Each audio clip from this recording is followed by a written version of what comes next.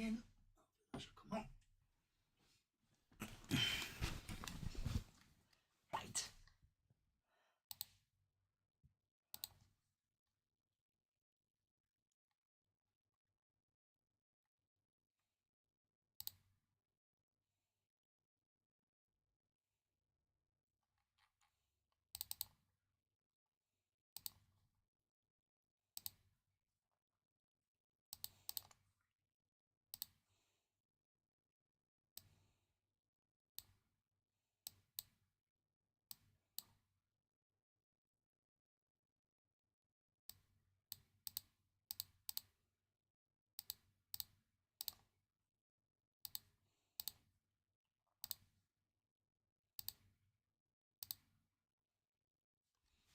Right, so there we go. So there.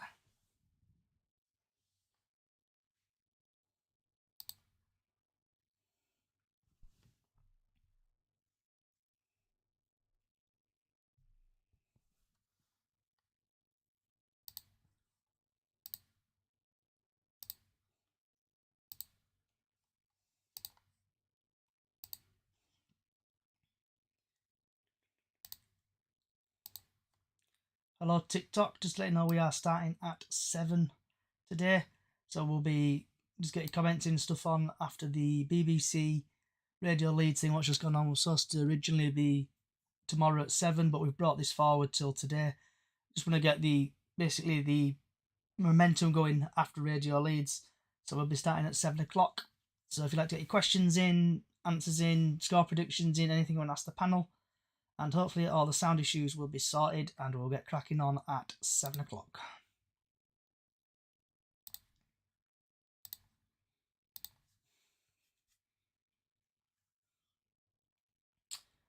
Just to let everyone know who's joining now, we'll be starting at 7 o'clock. So we're just waiting for Diane and a couple of others and we'll get the party started.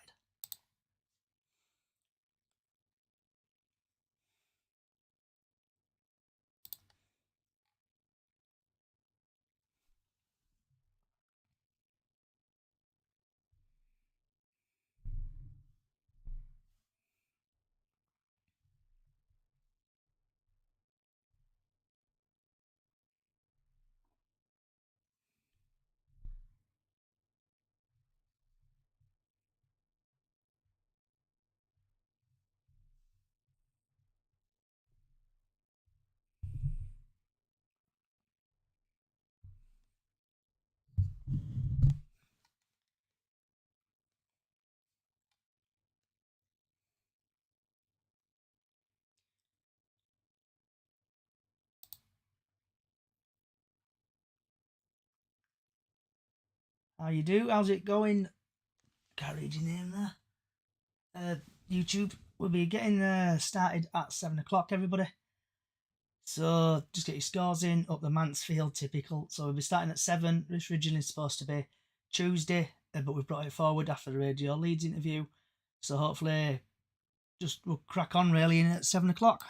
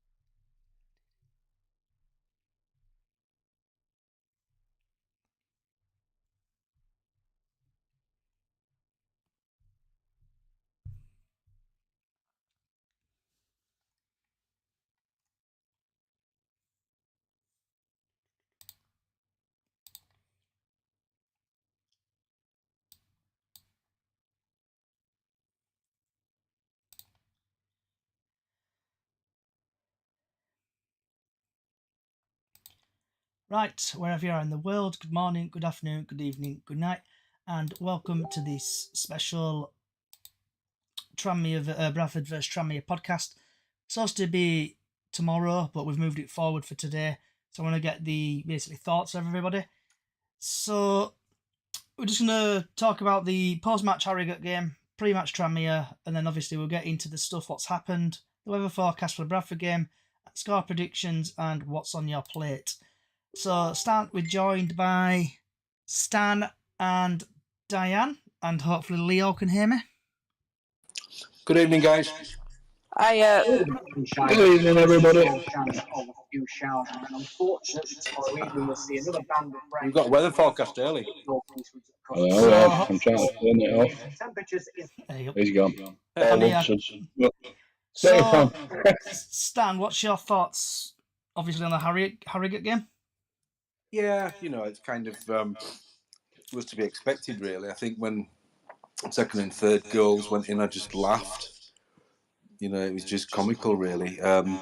We are fragile, aren't we, as a team mentally at the moment? Obviously, the confidence is low. Doubled by the fact that I think he's lost the dressing room. Personally, I think that,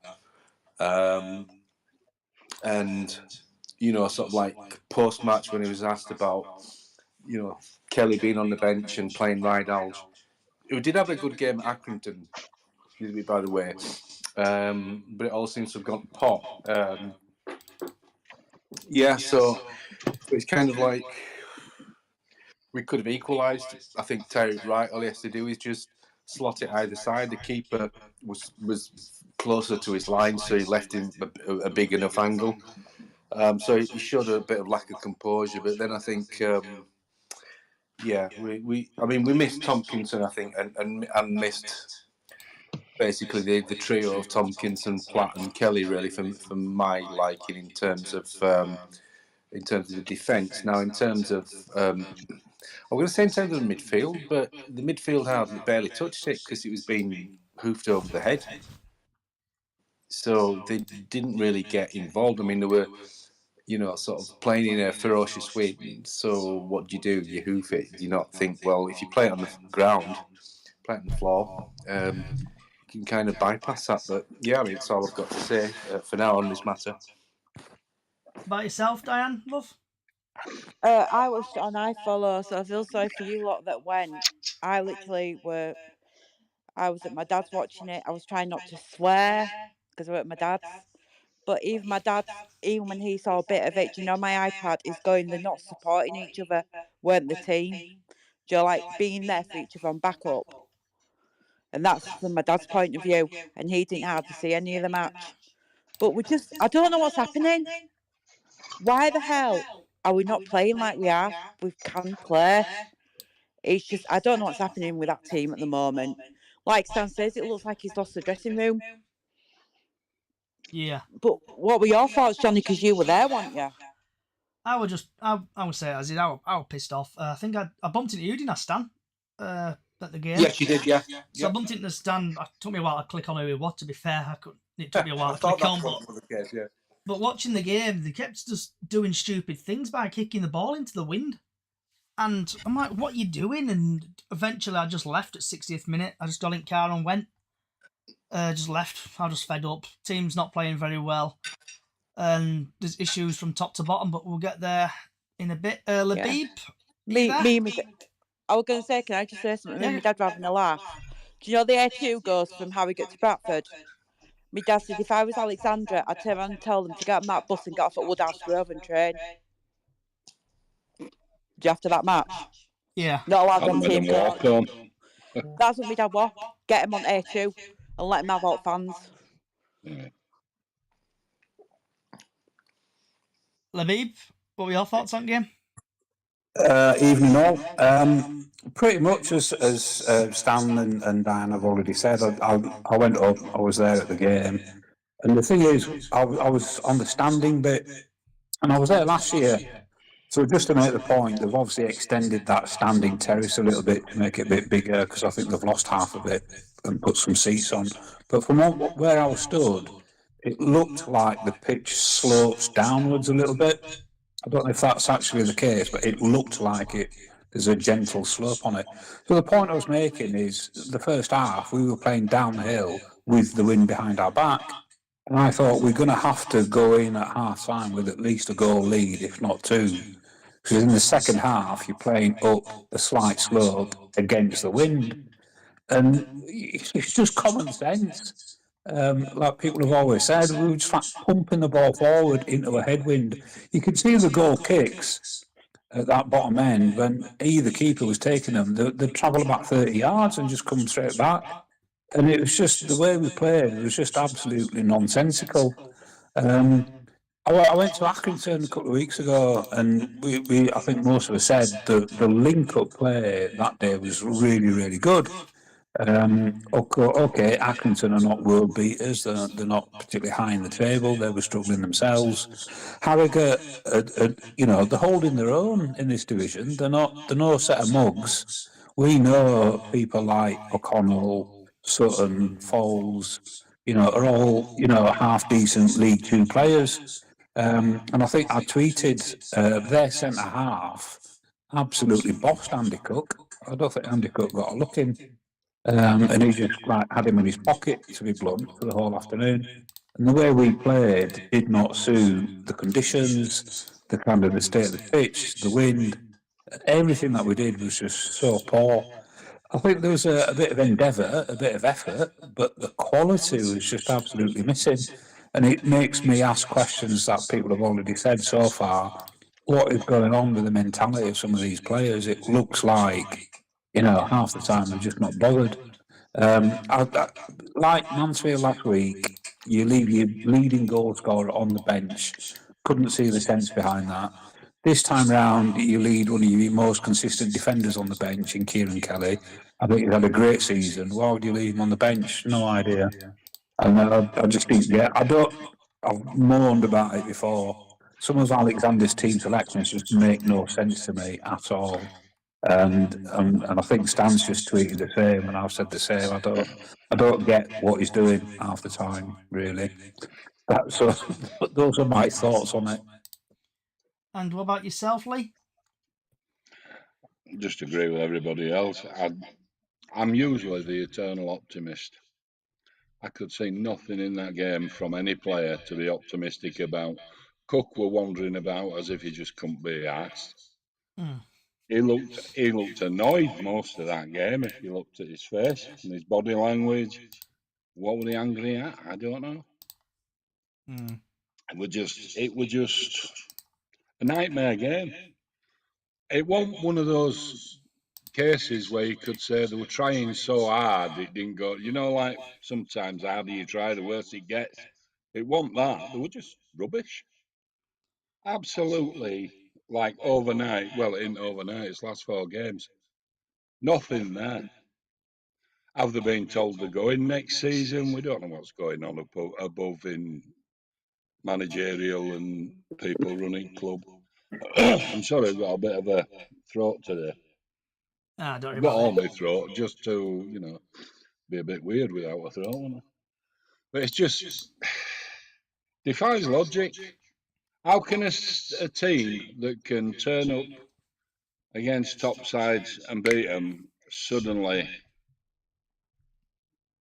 lose to bottom of the league, lose to those in and around teams that they should be beating, be capable of beating, they're just not executing? Is the reason that Alexander's sitting up in stand at Valley Parade because the players, has he lost the dressing room? I'm not even sure about that. I've watched Bradford City for a long time, and I have never seen. I've seen performances that's been on a par, but for different reasons. I have never seen a team at Bradford that won't pull the socks off and have a go. Yeah. They're just not giving it a go at all. It's like they don't want to go up. Sparks the reason. I don't think Ruppers, I've got to be honest. If he hadn't bought the club, we wouldn't probably have a club now. I don't know. Yeah. Sparks hasn't a clue. Okay, so we'll get rid of the bit the Tranmere game start off with, and then we'll go on to basically rant and rave about the ownership and stuff after. I can't find the referee for the game. I've tried to look, so I can't find it. So it's Bradford City versus Tranmere at 3 o'clock at 29th of March, Good Friday, at the University Stadium. Bradford have won 4 games. They've drawn 1, and Tranmere have won 4. On the 20th of April 2020, Bradford lost 1-0. 23rd of November 2021, Bradford lost 2-1. 15th of April 2022, Bradford drew 1-1. 3rd September 2022, Bradford won 2-1. 14th February 2023, Bradford City won 2-0. And the 3rd of October 2023, Bradford lost 2-1. Bradford City are ranked 20 goals scored per match, 1.2. Haven't scored in their last 2 matches. Haven't won at home in their last 5 matches. And Tranmere ranked 9 goals per match, 1.5 goals. Luke McGee is ranked 3rd, saves per match in 3.2. Leo O'Connor has created the most big chances of Tranmere at 7. Tranmere are currently 15th. They've played 40 with a goal difference of 2 and they're on 50 points. Bradford have dropped down to 17th with 39 games played, -7 goal difference and goal difference of 50 points. So what's everybody's thoughts on the stats for the game? I think it's difficult. I think the stats go out the window in terms of previous engagements and stuff. I think the issue that Alexander's got now, he's got to find a way to find a set of players. So YouTube, Twitter, and other social sites, get your comments in and somehow pick them up in if you can, share it with your mates. Hope that Tranmere are below par, because if they're anywhere near their capabilities, then I think it's going to be the same again. So I'm not optimistic for Friday. I'm going to go because that's what I do. But it's it's kind of like So I think it's going to be a tough game. I don't think we'll win it, and I think it's going to be very difficult to motivate the players. I would hope that for most part that they would have some pride, and I think they do. In previous years, I've kind of slagged players off, but I think they do. I think they've had a lot to contend with this season. So, but he's got to, if it's Alexander's going to be the man, he's got to earn his coin and he's got to get something out of Friday. Yeah, Diane, love. Sorry, my thought keeps going. I keep going through. Okay, I'm just looking at league table, and we're both on 50 points, so it's a 6-pointer as well. I don't know. The players just have to pull the socks up, work hard in training, and show that they are worthy of placing the team on Friday. Not just turn up and play like they were playing on Saturday. They need to show they're worthy for a place in that team, the wage that they're getting, and everything. And if they're out of contract, worthy a new contract next summer. Hopefully, though, Tompkins will be back. And then we've got Kavanagh back from international duty as well. So will that change the dynamics of the match? And Labib?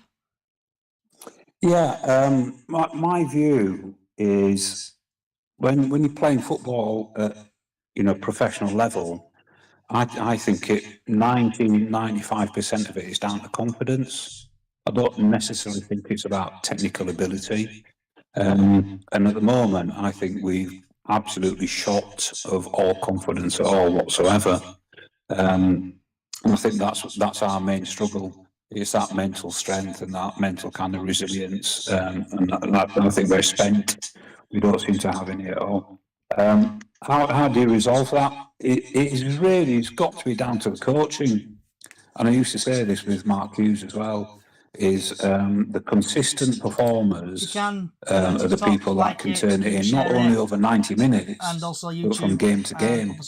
And last season, I think there was a real lack of that. We didn't have consistent performers, apart probably from Andy Cook and Harry Lewis. But this season, the only major consistent performer has probably been Brad Halliday. So consistency and confidence is something that we don't have. And I think that's why we're struggling. How's it going to go on Friday? We all know how bad our home form is. I'm not going. I'm not making the journey up from Nottingham. I'm going to stay at home on Good Friday and relax at home. But I think it's going to be a tight game. It's going to be a struggle. Take your point that you made, Diane. I think it will change our lineup to get JT back and to get Kavanagh back. I think if anything, that might give us a bit of a boost. So I can't see anything other than a draw or a very, very narrow win, 1-0 type of thing. But, I can't see anything other than that, really. What about yourself, Lee? I just don't think we can buy a win at the moment. It's just, there just doesn't seem to be the effort in the team. There's a saying in rugby, I've coached rugby league and rugby union, 95% perspiration, which means you work your socks off. 5% inspiration. So in line with what Labib says, that's exactly the same thing. It's not about ability. It's about how hard are you willing to push yourself to get something from a game. And that's true for amateur, for semi-pro, pro, whatever. You've got to push yourself. You've got to want to, change things for yourself. Those players, if I was stood in front of them, I would be pointing out it's not for the manager that they're playing, it's not for the club that they're playing for them fans that pay hard earned cash and have hard lives for a lot of them, but they turn up every week for those players, and those players owe them, in my opinion. And I am angry, as you can probably tell. Yep. I didn't expect other night, but that was just terrible. Absolutely terrible. I nearly swore then. Terrible. And we'll just get rid of all the boring stuff out of the way first, and then we'll hit basically what's going on at Bradford City next. So score predictions for Good Friday, Stan? I'll say we're going to lose 3-0. Yep. Diane? I'm going to say about a 2-0 win to us. We've got to get a win behind us. Labib? Ever the optimist, I'll go for a home win, 1-0. Lee? I'll go for a 1-0 win, and I'm open. I personally think we're going to get battered again. And then I think it's going to turn a bit toxic. But, right, what everybody's here for. What is going on at Bradford? Sorry, before we crack on, you've probably also seen that there's going to be a protest on Friday before the game. Yes, event. Yeah, I don't know if you're going to talk about that in a minute. Yeah, we're going to get to that, Labib. Just basically, everything's going to get thrown in the pot and we're going to mush it up and digest it all. Cool, yeah. Right, so moving on there. So we'll start off with, basically, this is normally just news and everything, but obviously we've got bigger fish in the pond. So we're going to talk about basically what's going on at Bradford City and what's happening, really. Anyone want to start and just vent, stress, shout about anything? I think Labib was going to bring a point up, so we may as well. Labib. Yeah, sorry, it was just to mention that it was the Bradford City Independence Group, fans group, that had organised a protest. So that's, if I can remember the details, I don't have it in front of me, but to take place outside the main stand at about 2 p.m. So obviously, if you're that way inclined, go along and kind of join the protest. And if you're not, obviously don't. And I think a lot of people have obviously said they're not actually going to go to the game. They're just going to go along and kind of vent their kind of anxiety that they've got at the moment. And if I was closer to Bradford, I would have gone for the protest. It's difficult to put your finger on it. I think Rope is culpable. I think Sparks is culpable. And for people that read the drivel that I tweet, I'm not overly impressed with Alexander either. So I don't know where the changes need to be.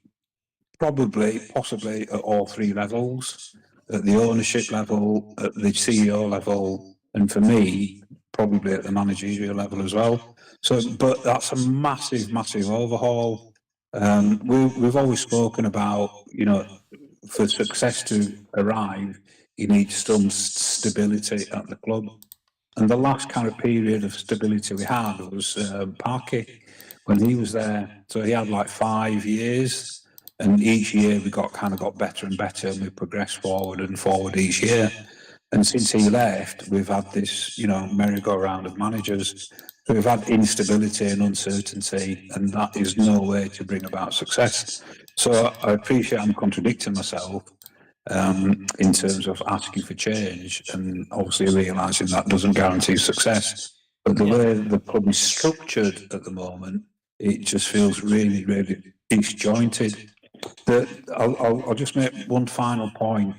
Next season absolutely scares me to death. We know, I think most of us will probably have heard there's so many people that are not going to renew the season tickets. And that, as we know, our self-sustainable model means our playing budget will be cut next year. We're not going to be as competitive next year as we were this year, which then means I think we're going to have a poorer squad, a poorer quality squad than we've got this year. We've mentioned the state of the pitch. Is that going to need further investment to kind of bring it up to a better standard? Can we do that with a reduced budget? Can we still remain competitive? And I said, that just frightens me. Because if we carry on at this rate, we're going to be looking at the National League straight in the face. Yeah. So I've got the basically the thing what the Independent have put up. So it's got date and time, Good Friday, 29th of the 3rd, 2024, meeting at 13:30.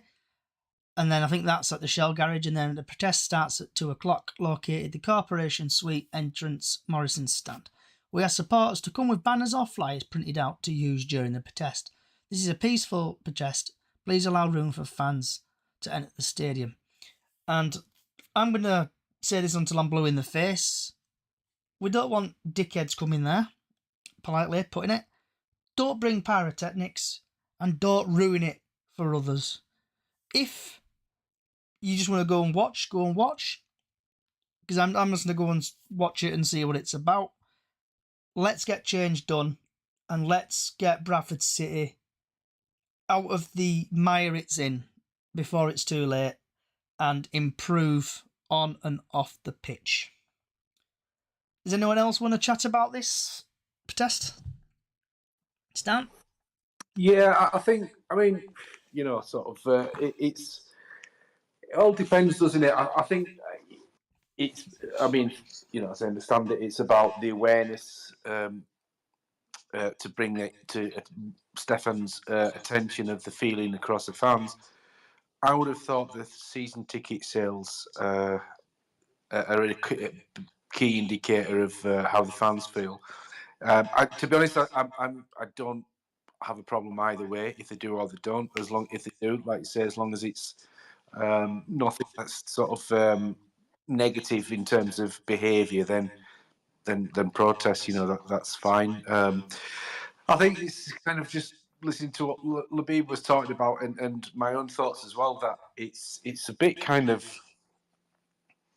it's a bit doom and gloom really, because it's if you look at Stefan's strategy, you kind of think, well, yeah, he all he wants is it to keep it ticking over, get somebody in to basically pay his asking price, and then he can just chalk that off to one of those life experiences. I think, obviously, you know, talking about Parky, we did have stability, but I think that was down to Lawn and Rhodes, despite, you know, their kind of failings. But they did take the club forward, albeit in some ways it was, you know, obviously kind of the fans didn't agree with it, but they do have and did have the club's interest at heart. I think, unfortunately, it's basically since Edin and Stefan came in, and Stefan was always going to be the silent partner and let Edin run it, and it's more to do with that. And obviously, it's been sort of since. I mean,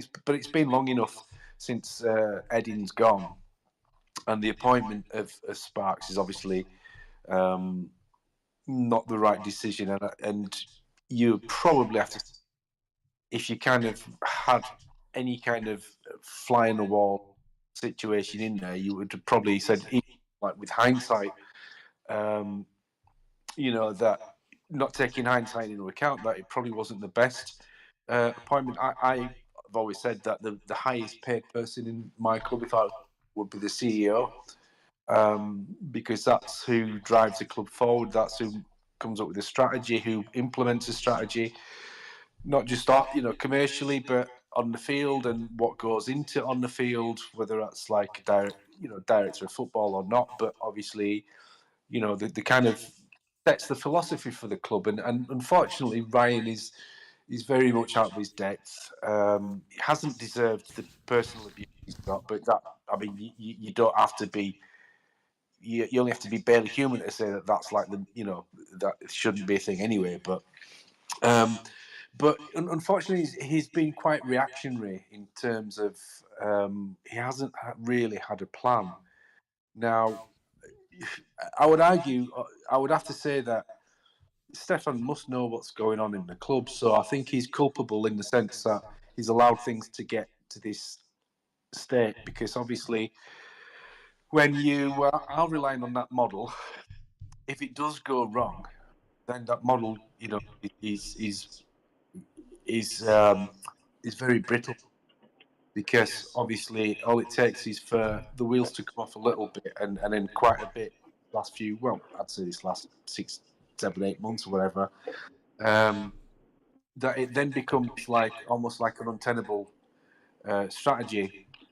So I agree. I'm not so fussed. I wouldn't have a problem with Stefan Rupp staying at the club if he kind of realises, right, okay, well, if I really want to get something back on my investment, then I'm going to have to invest, and that means like invest in a proper CEO and get somebody in and get somebody else to manage. Because I do, it's okay saying, well, we can't chop and change, but at the same time, don't put something that's not good in place just for the sake of continuity. And for me, and obviously Labib agrees with me in the terms of Graham Alexander, I was underwhelmed by him. And, I think if anyone out of the bunch that we were interviewing at the time, probably Dave Artell, from what I'd heard in interviews and things like that. But, I think it was on, as I understand it, I don't know where I heard this from or whatever, but he was almost like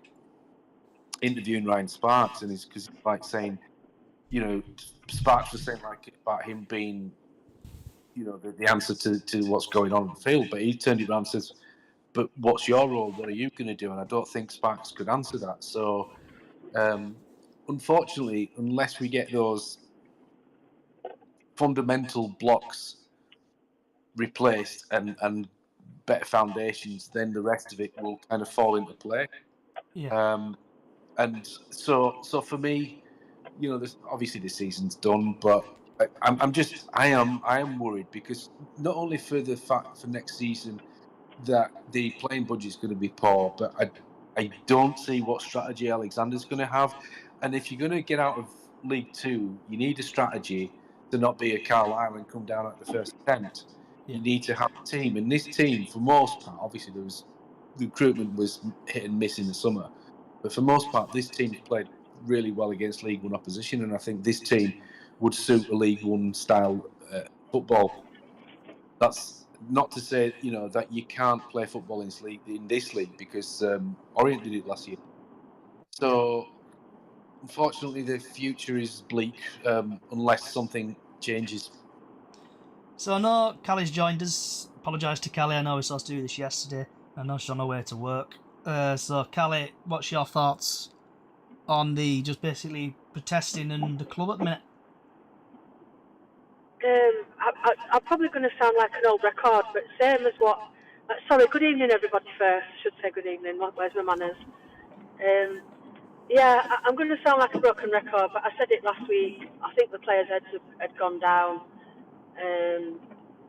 We're just playing, like Richard Wilkinson said a few weeks ago, just friendlies TikTok, now, YouTube, really, isn't Facebook, it? you know what to do. Get your thoughts in, Few score games. predictions in. I'm like Labib, I'm not driving up Friday. I'm not spending all that money to drive up there to watch a group of players that have given up.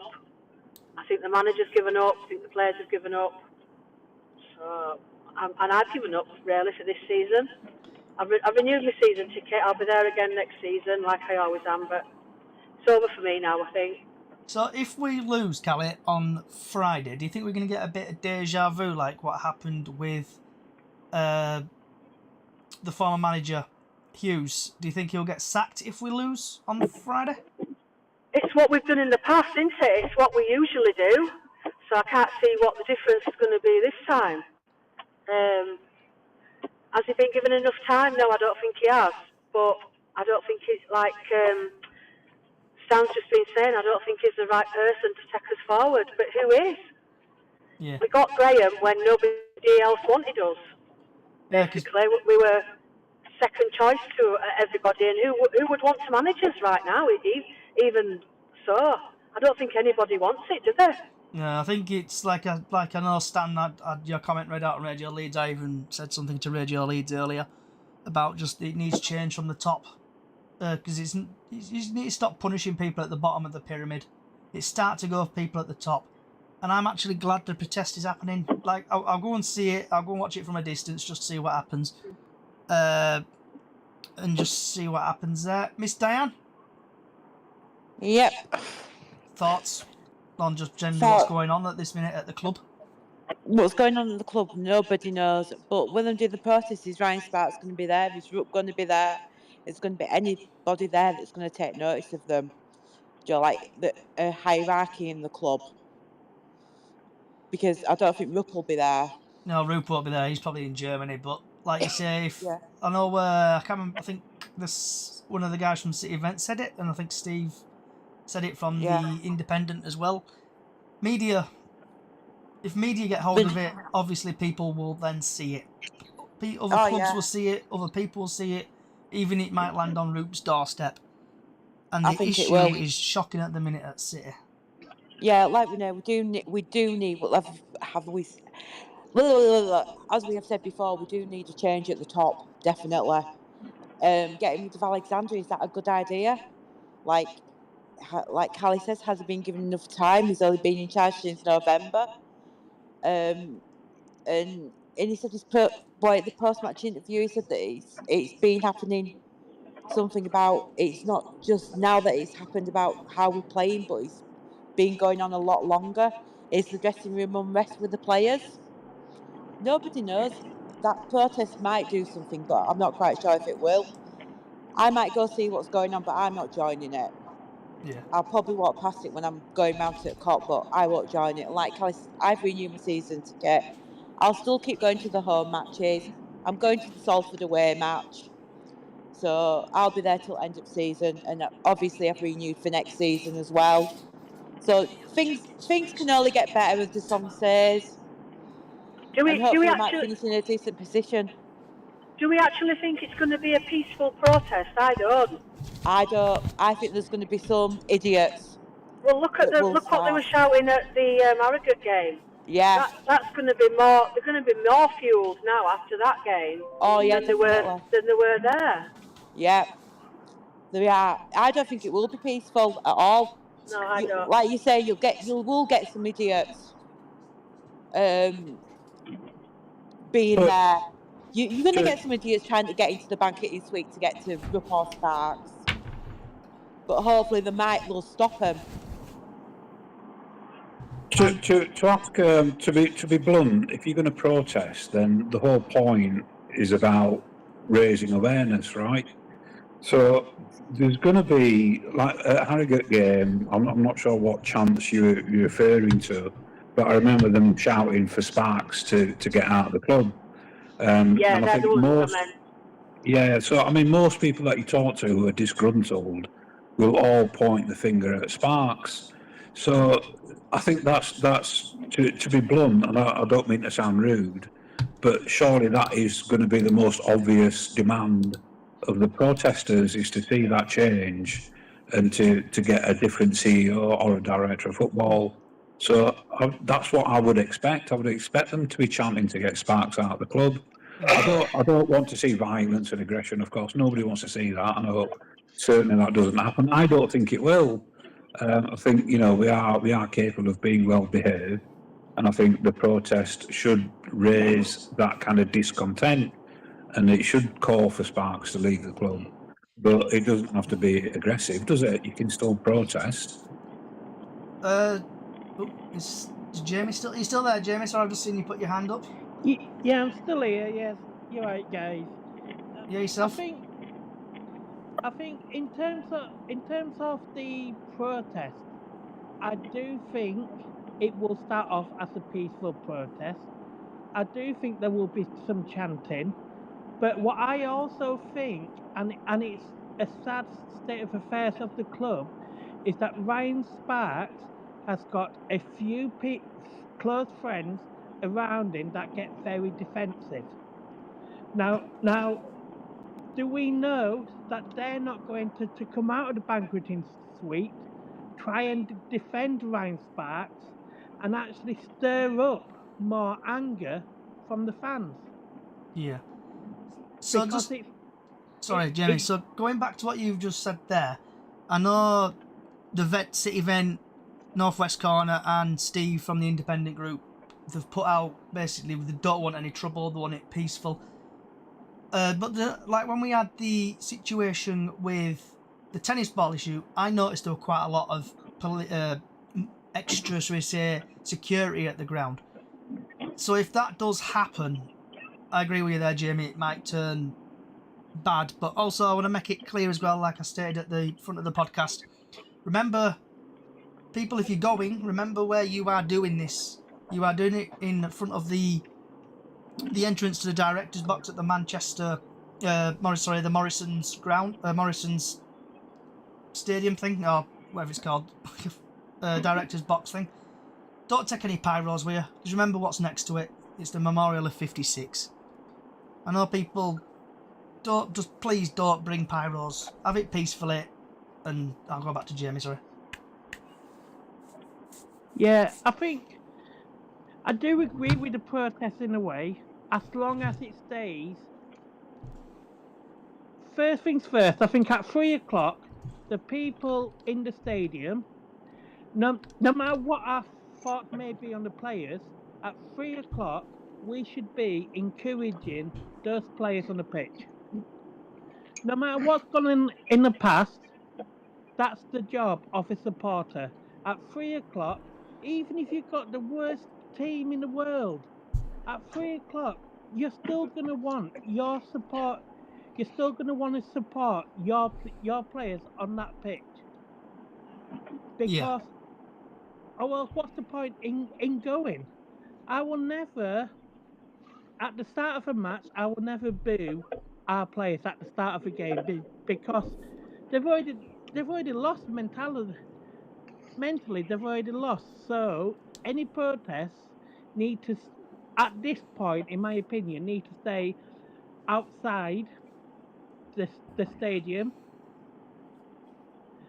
But obviously, a lot of people disagree with me with that, and that's their opinion. So I want to But I go. think I want to we go back need to something try what the and City Vent avoid the tweeted out, players Jamie. getting involved in it. The City Vent tweeted out 9 hours ago, and this is currently had 11k views on Twitter. Morning, guys. On a Friday, once the protest is over, we are boycotting the game and going to North Parade instead for a few drinks. Feel free to join us, but it'd be great to see North Parade buzzing full of claret and amber. And then there's people underneath, or you could support your local team, 100%. People agreeing. So what's your thoughts on that, Jamie? Personally, I disagree with that personally, because I think the whole point of supporting a club is that you back that club through thick and thin. I can appreciate people like Labib and Kali. They spend a lot of money coming every single match, home and away, and I can totally appreciate why you wouldn't want to spend that money at the moment for what we all see as a friendly game. But what I disagree with is fans encouraging other fans not to go to a game. I've never seen that whilst being a Bradford City supporter in all my years. And I disagree with that personally, but everybody's entitled to their own opinion. Yeah, people are human. They've got their own brain cells, haven't they? If you want to go to the game, go to the game. If you don't, you don't. Exactly, yeah. And But sorry, but I do think personally, Stefan Rupp, unless somebody comes in and makes a decent offer for the club, which I don't believe all these rumours about certain people bringing money in. I don't believe it until I see it. yeah. Nobody has actually come out and said, I want to buy Bradford City Football Club publicly. They haven't. Yeah. So we are stuck with Rupp. Whether we like it or not, we are stuck with Rupp at the moment. But what Rupp does need to do is to get rid of Ryan Sparks and bring somebody in who can actually have a vision for the future. That's what we don't have. We don't have a vision for the future. When Stuart McCall got sacked, Ryan Sparks came out and he said, our vision for the future is we're going to focus on the academy, we're going to focus on young players, bringing them up into the team. And then all of a sudden, brings a new manager in, and that vision goes. We don't have a structure at the club that's for the future. So you've Nobody had knows what's going to happen next season. yeah. So Jamie, because we're streaming on TikTok, YouTube, and other social sites, we've had Darren off TikTok. Well said, Jamie. And then he's put, I agree with Jamie. So you got people agreeing with you, Jamie. What you're saying, bud? Yeah, I just question for you guys then. Next season, yes, we're going to have a lower budget. Unfortunately, if we've got less fans, we've got a lower budget. Would you be happy to actually bring in younger players on less money, maybe a couple up from the conference, even if we know it's going to take them two seasons to thrive and develop?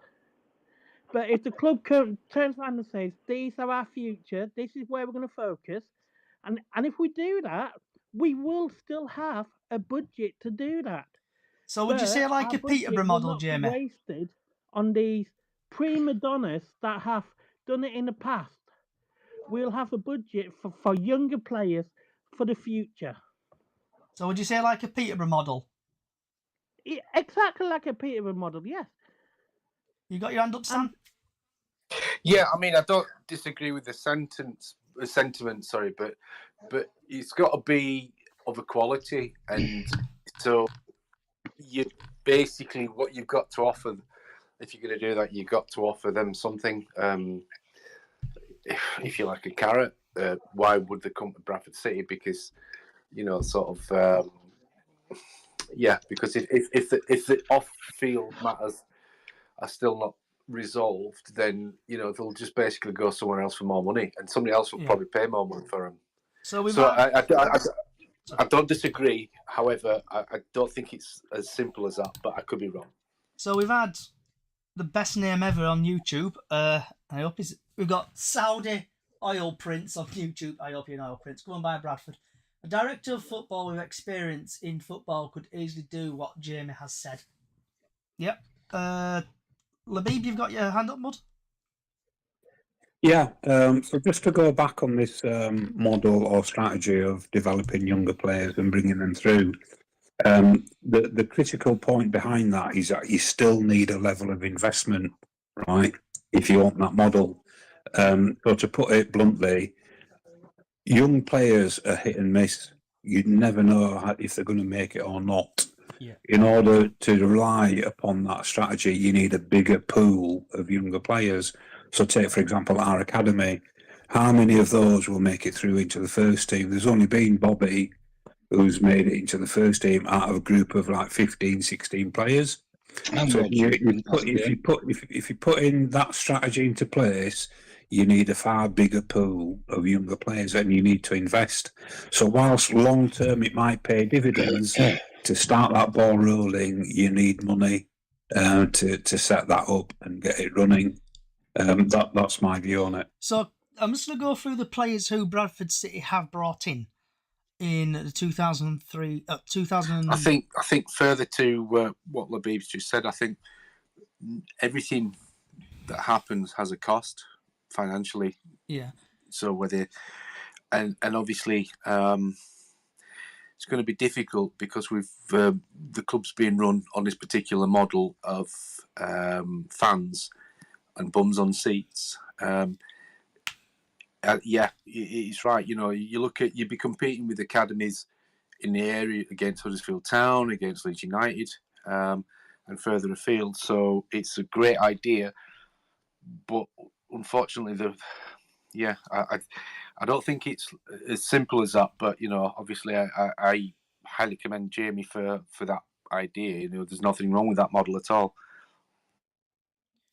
So players who we've brought in, Stan, we've had Lewis Richardson, 21-year-old, Ash Taylor, 32, Alex Pattison, 25, Sam Walker, 32, Tyler Smith, 24, Clark O'Dwyer, 24, Kevin McDonald, 34, Callum Cava, 20, Adam Wilson, 23, Daniel, I just call him Okie Koki because I can never pronounce his name, 20, Tariq Wright, who's on loan, 22, Tuluk, who came and then disappeared back to West Brom and then got his contract terminated, 22-year-old, Jonathan Tompkinson, 21 from Norwich, and Christian Afko, 19 from Villa, who went back in the loan period. So we've got a bit of a model where we bring in a bit of youth, but a bit of experience. But I agree with Jamie. I feel like the Peterborough model would suit Bradford City down to a T if we had the right people in charge of the club. For example... But how many... Sorry for interrupting you, Johnny, but how many of those young lads is the manager given a chance to? He keeps them going back to his experienced professionals which are all towards the older end. So we need the right manager to give the opportunities out to the younger players. Yeah. Because I think... At the same time, though, if you look at those players that you've just gone through, how many of those would you say have been a success this season? I don't think any of them. Exactly. So that's the point I'm making. If you want to rely upon younger players coming through, you need a much bigger pool, because the law of averages will dictate only one or two might be successful. So if you're pinning your strategy on signing under 21-year-olds, for example, or under 23-year-olds, you're going to have to sign a load in the hope that one or two will make it through and they'll be of the right quality. So it goes back to that investment, is what we're saying. It's a good strategy to have, but you need to back it up. Yeah. Do you think any of those younger players may actually often better if they get given a run in the team, knowing that at the start they're not going to be great? Look at Kieran Kelly. I think he's done a lot better now that he's had a run in the squad. Whereas at first, when he was a bit player, he didn't do great, but being given a run in the squad has developed him as a player. I don't necessarily agree. I think Kelly looked good. But I know Kelly, but he's been with us a long time. Sorry about him, but... Yeah, I think Kelly always looked good, to be honest. I think last season he was coming off the bench, making the odd appearance here and there. Never looked out of place, always looked relatively solid. And the counter-argument is somebody like Clark O'Dwyer, right? Played the first few games, looked hopeless, had a bit of a good spell. He had like 2 or 3 good games, and now he's just reverted back to his normal self, looks absolutely useless half the time. And that's the point I'm making. Signing young players, they are going to be inconsistent. They are going to be hit and miss. Some of them will work, some of them won't. The only ones that we've signed, for me, that shows any sort of potential is Kavanagh. I think he's got the potential to really kick on and really improve. All the other young lads that we've signed, for me, have been, like I said, very much hit and miss. So we've had Chris Potter. I think as well, you kind of need some experience in there with them, because it's all right to give them a couple of seasons, but if they get to the point where, because they're obviously learning the trade still, they get relegated, then we can't afford to do that either. So we've Yeah, had I must admit, I felt really sorry for Noah Wadsworth coming on Saturday, because young lad making his debut, first time on the pitch for the first team. He'd been on the TikTok, bench a couple of times, YouTube, Twitch, and we other throw him social on for the last sites. few minutes in a If you want game to ask in which we're getting questions to the hammered. panel, get them in the Surely, back as a sit in, young I'll try player, to you read don't want that as a questions memory, out. of your first kind of league debut. You want to kind of get on the pitch when you're winning, and you're in a position of strength, and you can kind of play to your strengths, and you can kind of, really kind of show off your abilities. You don't want to be coming on when you're 3-0 down, and it's a bit of a mess, really. I'm glad you said that, Labib, because I was thinking that as well at the weekend, and you just reminded me of that. And and it's similar when he's just put Bobby on the sort of talking appearances where he's putting on like 5 minutes to go. Well, like, how's he going to make an impact? And then you can turn around and say, well, I've played him. It doesn't make sense. And I was thinking exactly that for the young lad who made his full debut on Saturday. So we've had Chris Potter on Twitter. Sorry, we need a youth link up again with Leeds and Huddersfield. Get their exciting youth players to us on loan to develop with a potential of buying them or to sell them for more.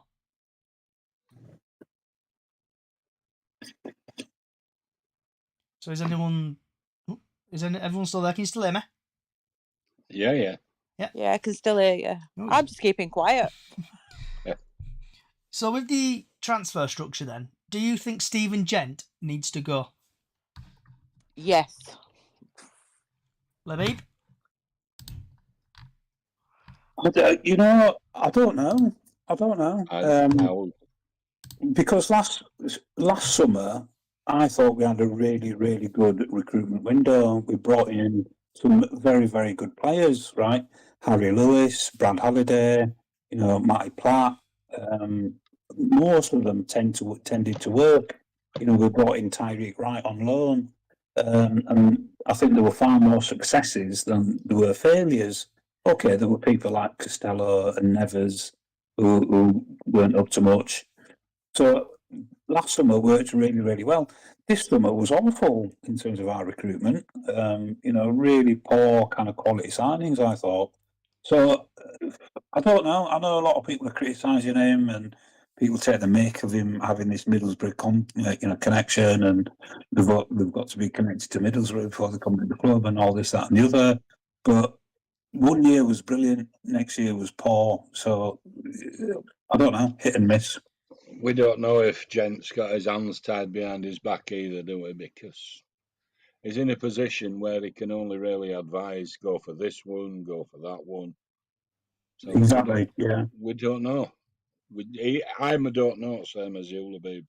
Yeah. I think for me, sorry, Labib, I think for me, like I said, I've said this before, but just for those that haven't heard me rambling on about it, but I would love to be a fly in the wall in terms of like after the Carlisle game, not just straight after, but like a couple of weeks after or whatever.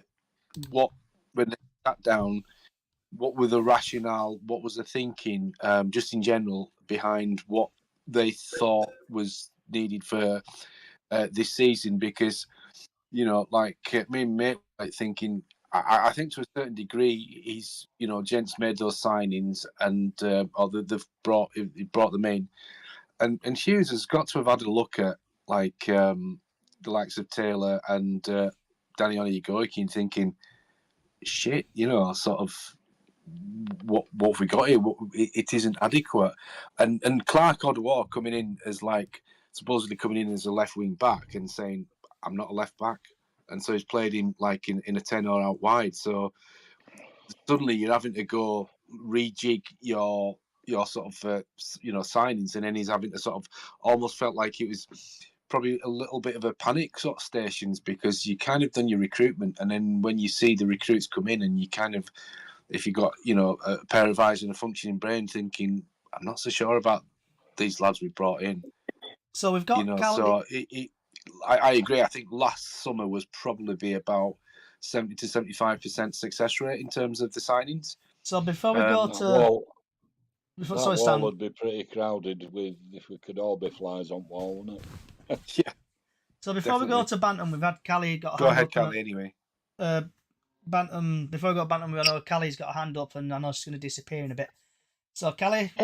Yeah, I just want to say, you know, we're talking the protest is aimed at Sparks and the top dogs, if you like. But if you get all these people out and get new people in, get a new recruitment person in, if them players don't perform on the pitch and they don't play with the passion and the Yorkshire spirit that we need for our team, it's not going to matter. If they don't play as a team, what's the point? And that's what they're doing right now, and they have been doing for the past few games. Yeah. But isn't that down to Alexander, though, or whoever the manager is, to coach them? Yeah, but even if he coaches, that's what the point I'm trying to get across. Even if he's coaching them, it's not working. It's not. They're not still playing as a team. But how can we play like an amazing team and beat teams like Derby in cup runs, and then and have good results away from home, and then actually play at home and get nowhere? I can remember a few seasons back, Valley Parade was like a fortress. I think we went a full season, didn't we, without losing? Undisputed. I mean, the point that you've made, Callie, reminds me of Phil Parkinson. And if you remember back, I think he actually made that point at the time, is that he wanted to sign players with a certain character, with a certain mentality, and that was his recruitment strategy. And that works, didn't it? And it works, yeah. You bring somebody in with the right mentality. You know, I'll make this point, and I'll kind of, you can shoot me down if you want to.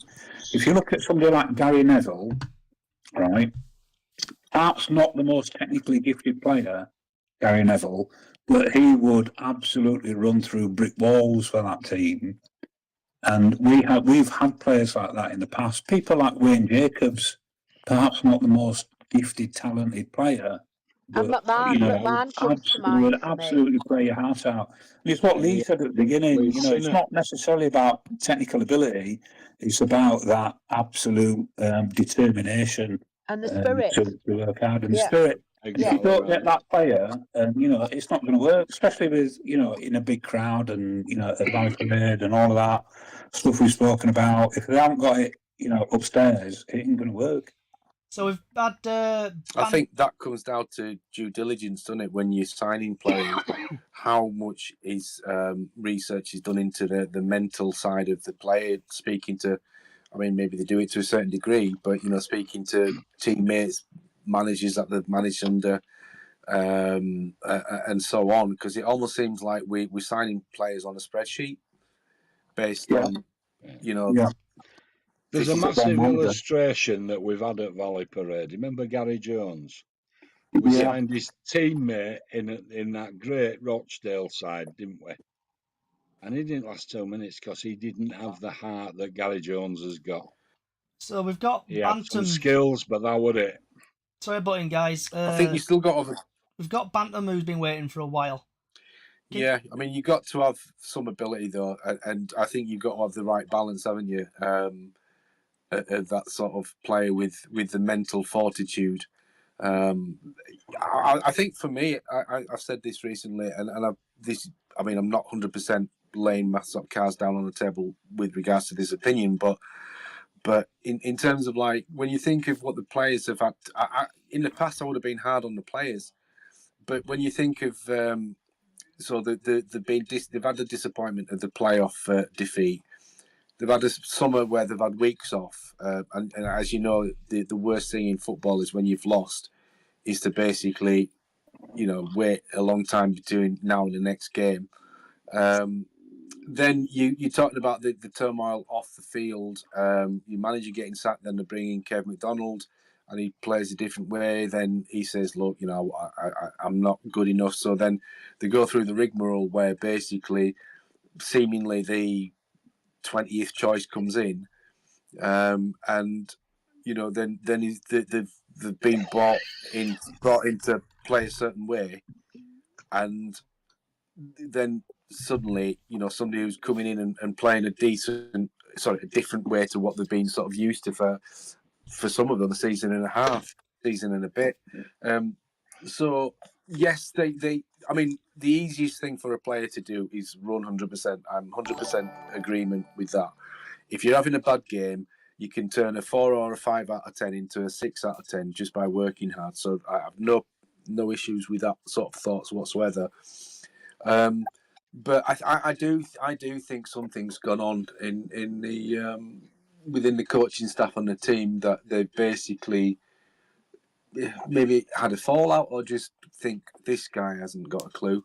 When you see the players that he's playing out of position, and then you basically hang them out to dry, because you're kind of asking them to do something that they've not been used to doing. And I agree with Callie, and I agree with Labib in the sense that yes, the players do need to give everything, but sort of at the same time, they're being coached, and how well are they being coached? I've heard a couple of rumours, and I'm not going to sort of say anything because I don't want to come across as like in the know, because these are only rumours, but which suggests that I don't think the players respect him. So we've had. Are you there, Bantam? I know you've been waiting a while. Are you there, Bantam? Are you still there, Bantam? Can you hear me? Are you gonna? I know you've been waiting a while. You need to unmic your mic if you want to speak. Okay, he's gone. Is anyone else got anything they want to say?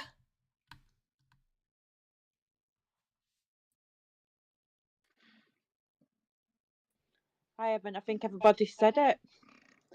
I was just going to say, it's all Apart- been said, I think.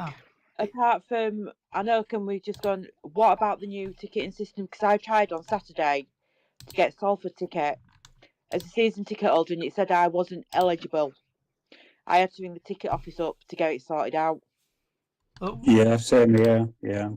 Yeah, it's stupid. It's saying that you season ticket holders, and you can't even get onto it to get your ticket. Because I ended up having to do my mates as well. So yeah, I can't even see where my loyalty points are. I Basically, can't. they've disappeared. Yeah. I can't at all.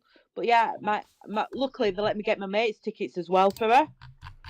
But it's just this new ticketing system. Even the guy in the ticket office said, why they've changed it, we don't know.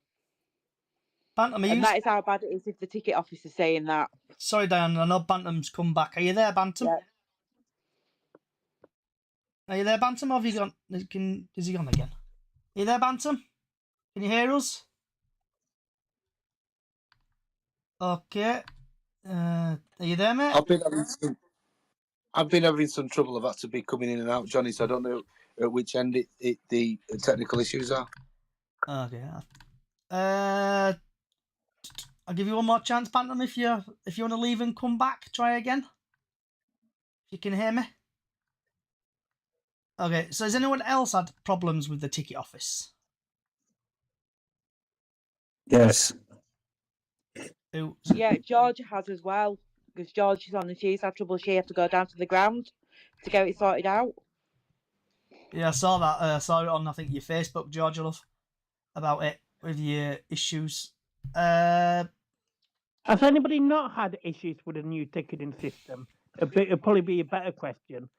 Because everybody I've spoken to has had issues, and they're all the same issues. Mine's been okay. I managed to go on and get my Grimsby tickets. Oh, Georgia wants to speak, so Miss Georgia should be here now. Are you there, Georgia Love? I am. Okay. So is there anything you want to talk about, the ticketing or the ownership or the protests on Friday? It's the ticketing. I had to go down at 9 o'clock on Saturday morning just to get my ticket sorted, because obviously Little being disabled, I have to get a disabled help ticket on the side, and because they're not on the system no more, you've got to physically go down or phone up on the phone to get them sorted. Yeah. Which I think is ridiculous, considering that they were on there before. Yeah, my main problem with the other day, I think, is the ticket office doesn't know what Ticketmaster are doing, because I went and got my Grimsby ticket and Salford ticket, obviously told Callie about it. And then I went home, I went home and found out the tickets were live for Walsall. So I've gone all the way to ground and they were like, what do you mean they're for sale? And I'm like, yeah, they're for sale.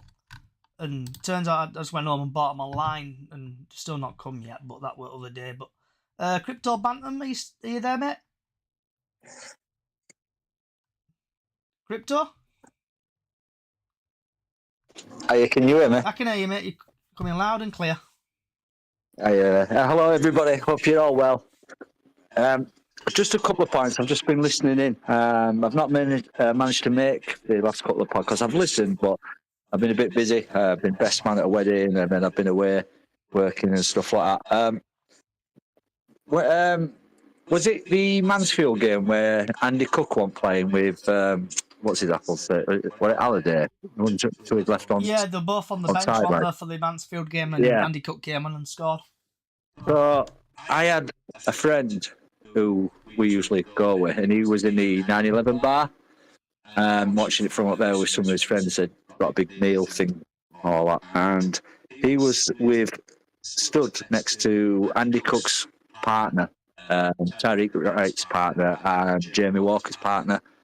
And I'm not saying this is true what I'm going to say, but I'm just repeating basically what he heard out of Andy Cook's wife or girlfriend, whatever she is to him, mouth, and that was basically the players aren't buying into Alexander's methods, and Andy Cook is thinking about leaving at end of season. Now, whether that's true, I don't know. I'm not trying to say that I'm in the know or anything like that, but that comes from his wife. And to be fair, like Paul, the lad who told me, he did turn around and say that she'd had a few beers as well. So if, should we say that is true, Crypto, though, he's just signed a 3-year deal. So obviously, if he does go, and I don't blame him, to be honest, if he goes. The club's up a river, out a paddle at the minute, Shit Creek, politely putting it. Yeah. The club would obviously get quite a bit of money for Cookie because he's the star player of the team, isn't he? I think he scored like 17, 18 goals this season. So he's up there with goals. He's still scoring, but we're just not playing good enough. 17 in all competitions, in a side that's playing really poorly. Yeah, I mean, don't forget we've got Jake Young and we've got Kavanagh. So, and if the club are, struggling for money, and it turns out that, next season there isn't as many people renewing and stuff like that, it may be an option where they think, you know what, let's cash in on him and use, there's existing strikers that we've got with the club, and maybe bring on a couple, from the youth academy, give them a run. Yeah. I'm just going to quickly get bear with me for 10 seconds, on the pitch.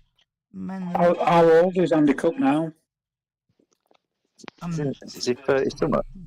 He's definitely 30 something. Well, he's 32, 33. I thought he was like 31, 32, something like that. So just a general question to everybody, because we're going to start winding down in a couple of minutes.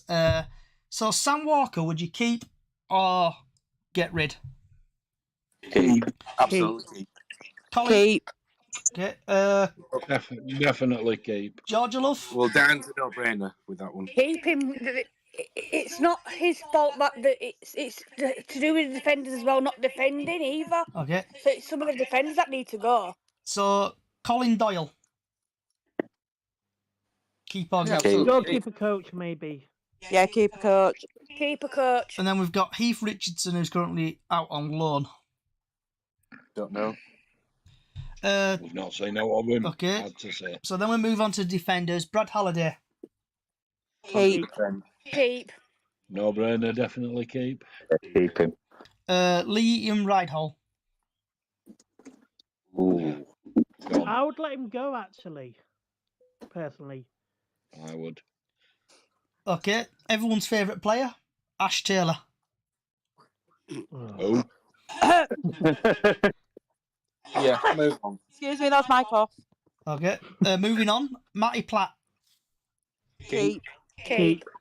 Yeah, keep him. Sam Stubbs. Keep. Keep. Yeah, keep. Currently out on loan at the minute, Luke Hendry.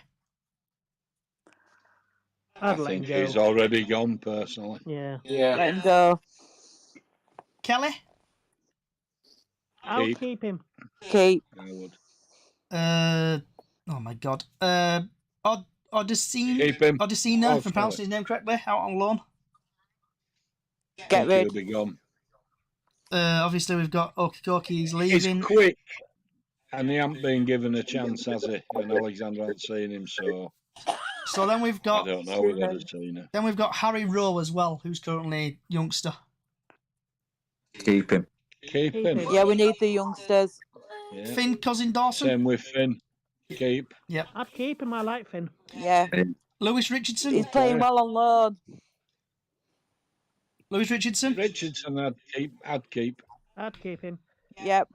So then we've Keep. got Noah Wadsworth, who came on for his Keep first him. game. Keep. Keep. And Yeah, definite. obviously the best player, I think, in the defence at the minute. Would you like to sign him or not bother? Jonathan Tompkinson. Fine. No Sign him. chances. No I'd sign chance him, of but I don't signing think him, but anyone I'd can sign It's him. not going to happen, is it? Okay, and Nah, but we should do. He's rated. everyone's I don't know if we could afford his wages if we were to sign him properly. Yeah. and everyone's second favourite best player, who's especially good at free kicks. If anyone's from Wrexham listening, Richard Smallwood. You mean Deadwood? Yeah. I'd let him go.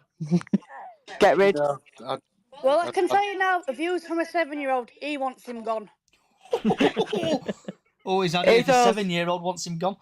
He's Jamie Walker. no, Keep. 100% keep. Keep. yeah. I'm not so sure on Jamie Walker. Why's that, Labib? Yeah, why's that, babe?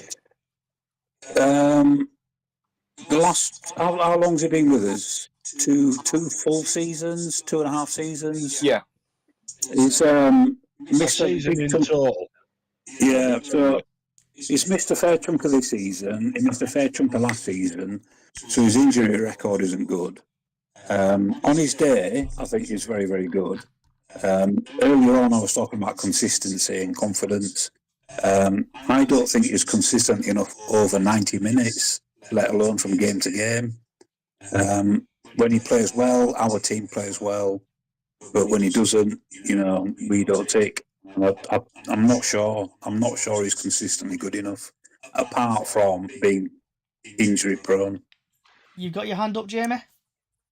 Yeah, I think I agree totally with Labib in terms of I'd be 50-50 just because of his injury record. I'd maybe offer him a contract that's heavily incentivized based on his amount of performances, because I think the time injured, really, we can't keep on keeping these players that are injured more than half the season. Okay. But if you look at his injury, though, I mean, somebody broke his leg on a disgusting tackle. Like at Donny back in December. He was out. He was out for even weeks. last season. Yeah, but last season he had an operation. But the Yeah. second half of last season, when he played till the end of the season, we went from drawing at home to picking up wins, and he definitely had a positive effect on the team. I'm 100% keep. I think he's one of the best players in the club, and the work he did over the summer for his fitness. I think if he hadn't have had that broken leg, he would have been close to Brad as being one of the best players of the season. I mean, Brad's a country mile, but for me, Jamie Walker's been up there. And then we've got Alex Pattison. Don't know. Keep Not him. been enough We of him. don't know. Would you keep We him? might as well let him see his contract out and let's see what he's got. Yeah. Okay. Because he could be a good backup if Walker goes, couldn't he? 'Cause Yeah. he's that same sort of player. What about Alex Gilead? Keep. Keep. Definitely keep. He's a Rolls Definitely Royce. keep. Clark Adwoir? No, gone. No. Bye bye. Harry Chapman? I'd keep. Keep. I don't know. Okay. And everyone's favourite last name, especially if you like your McDonald's, Kevin McDonald. Keep. Keep. I'll As keep player him. coach if need be. Freddie Jeffries, if I'm pronouncing that correctly, youth player. Keep him. Right. Keep, I've heard that he's good. And now on to forwards. I'm going to miss out Callum Cav because he's just signed. Andy Cook. Keep. Sell. Sorry, Sell. did someone just say sell? Yeah, me. Crypto banter. Me. I know everyone's going to give me loads of incoming, but if we've got I Jake did Young. do boo. I know. We've got Jake Young. We've got Kavanagh. Wouldn't We've you got like other to players see on Jake fringes. Young? Wouldn't you like to see Jake Young play with Cook consistently? Yeah, that'd be nice. Like, but if Cook's, you know, thinking about leaving the club, no player is bigger than the club, and if we can cash in on him, I mean, don't get me wrong, I like Cook, I like him a lot, but you know what I mean. If there's friction between him and the manager, and you know he's not buying into the into the way, then maybe it might be time to cash Well, in. after Friday, we might not have him. And what about Tyler Smith? Throwing it out there, like you do. Tyler Smith can Keep go. Tyler Smith. Oh, Not good Keep enough. him, sorry, personally. who said get rid? Me, It was me. Labib. Labib. So why get rid of Tyler Smith, Labib? I don't think he's good enough. I think he'd struggle in the National League, if I'm honest. The only goals he scored has been against in that Trophy Cup game against other reserve sides and academy sides. I just don't see what he brings to the team. He scored like 2-3 half-decent goals, but not good enough over the season. I've got to agree, and I don't think Fair he's a dues. team player either. And okay, I thought I rated him when he came. Vadim Oliver, who's currently out on loan. I'd Get let rid. him go. I'd let him go. Let him go. Cash in on him if He's we a can. strange signing at the time. Okay. As it says in the film Frozen, let it go, let it go. I could say the other way of it, but I'm not going to say it because it's naughty way. Well, the code doesn't bother you anyway. Right, moving on to Bobby Poynton. Yeah. Keep. Keep for I'll sure. give him a 20-year contract. And If we can hang on to him, yeah. and oh my lord, I know he's currently out on loan a minute. Youngster Dylan Yombe, if I'm pronouncing that correctly, or Yumbe. Keep him. I've heard lots of good things about him. I don't know anything about him. So I say that again, Jamie. I've heard good things. I've heard lots of good things about him, and I think So it was Harry Lewis said last season he's got one of the strongest kicks that we had in our squad last season. So bring him back, give him a chance. Keep him for sure. I agree. And I've heard Keep good the things. young'uns. And moving on to a player who's disappeared from the team completely and not been seen for a while, Matt Derbyshire. Get rid. He need coaching. He's got some sort of weird deal, hasn't he, with Alexander? He's doing player coaching. Yeah. Jake Yeah, Young. his legs have gone. Still registered, though. Yeah, 100% keep. Keep. Jake Young. Adam Wilson. Yeah, don't keep. Keep Adam Wilson or get rid. Another season. Keep. Yeah. Yeah, I'd keep him. And what I find really strange is how come Rihan Tulik has reappeared back on the first team? It's a glitch on the website. I spoke to Simon Parker and a couple of friends that I've got, and it's just a glitch. They're not sure, but they can't seem to get rid of it now. Always back. He's not a player at Bradford City, though. That is, you can be assured Okay. he's not. And last but not least, Tariq Wright. Would you send him back? Buy him? Yeah. Error all over again, innit? Yep. Yeah. Right. And we've got 2 more things to do before we disappear. And it's everybody's favourite weather forecast. So I'm going to move over to Mr. Stan, who's going to say his one-liner. Yes, the weather forecast is sponsored by myself, Stan Jammer Photography, where capturing your image is my focus. So on Friday, the sun will rise at 05:47 and sunset at 6:38. On Friday, it seems going to be a bit sunny with a bit of rain, so you probably need to bring your big coat. And that is Friday's weather forecast. And let's leave on a very polite note, shall we? What's on your plate time if you watch CBBS? I normally have to get lumped watching it with my little one. 12 o'clock, what's on your plate? So what have you had for your tea, Diane? I've had chicken wrapped in bacon with peas and carrots and air-fried new potatoes. Ooh, how many sins is bacon? Shut up, I don't know that. I'm not sinning it. It was nice. And it had a mushroom thingy in it. Well, from Butcher's, Dad bought me it. Labib? What more can I say? You do right. Better way fancy does you good. I don't know, it's for your tea, Labib. Not saying a word. So, no, well, as you probably know, it's Ramadan, so I've been fasting. So I ate about 6:30, just a light snack of some hummus and pita bread. How are you getting on with your fasting? Yeah, it's all right. It's all right. It's relatively easy, I would say, because it's you're only going for about 6:30 p.m. So it's not too bad. In the summer months, obviously, it's much harder, where it goes on to like 9:30 at night. And how So long? it's not too bad. How long? All right. How long do you fast for now? Is it until a certain date? We're about halfway through, so we've got about another 2 weeks left. Yeah. Good luck. Yeah. With it all. Thank you. Stan.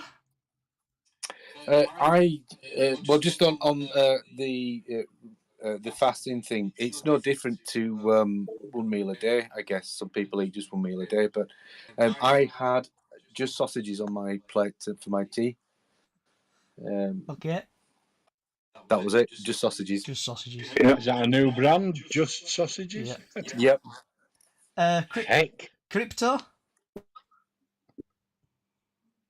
You still eat crypto? Have you let? What? Yeah. I've had my tea. I went to Pizza Hut and I got myself deep pan ham and mushroom. Oh. With garlic drizzle.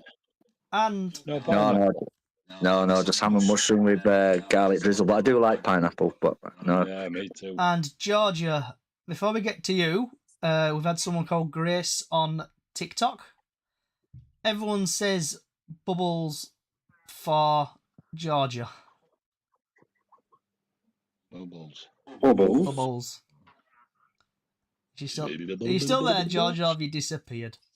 I think she'll kill her sister. Because Diane will know that is my sister, and she's now going to go get it from the 7-year-old. So, God help her sister now. Screaming in the background. So World War III is now kicking off at Georgia's house. So hopefully Georgia's going to be a peacemaker.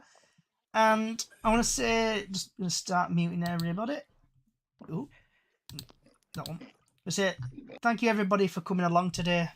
Hope you've enjoyed yourselves, and apologise again for moving it from Monday. I just wanted to get it on from the Radio Leeds. If you like what you're listening to, we've got Chickens on the Loose podcast on all podcast services. We've also got a little Facebook page, Bradford City Up the Chickens on Facebook, where you can do Super 6 every season. And also before games, probably going to go live in the next 10-15 minutes, actually, Golden Goal for Friday. And also YouTube, TikTok, Twitter, every social site going. Chickens on the Loose podcast, hit a follow. And hopefully Bradford City do well on Friday. And remember, if you do go to the protest on Friday, please don't be an idiot. Please don't cause trouble. Behave yourselves. Wherever you are in the world, good morning, good afternoon, good evening, good night. Enjoy the rest of your night. And up the chickens.